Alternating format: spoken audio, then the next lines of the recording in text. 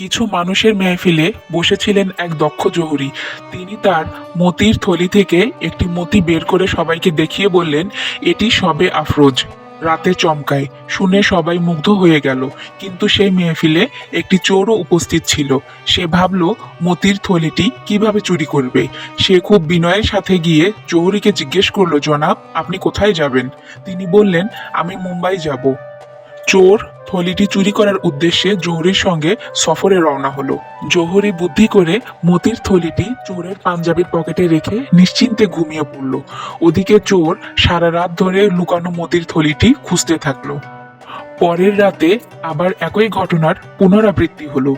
এবার চোরের মনে প্রশ্ন জাগলো, আমি প্রতিদিন খুঁজছি, তবুও পাচ্ছি না কেন? অবশেষে চোর আর সহ্য করতে পারল না।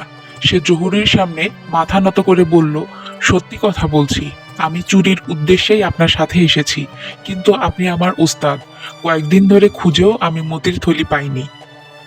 জহুরি মৃদু হাসলেন এবং বললেন, তুমি মানুষের পাঞ্জাবির পকেটে খুঁজেছো, কিন্তু নিজের পাঞ্জাবিতে একবারও হাত দাওনি। এই গল্পটি আমাদের শিখায়, আমরা সুখ, সফলতা, শান্তি সবকিছু বাইরের দুনিয়ায় খুঁজে বেড়াই, অথচ যা খুঁজছি তা অনেক সময় আমাদের নিজের ভেতরেই লুকানো থাকে। যে নিজেকে খুঁজে পায় সেই প্রকৃত সফল।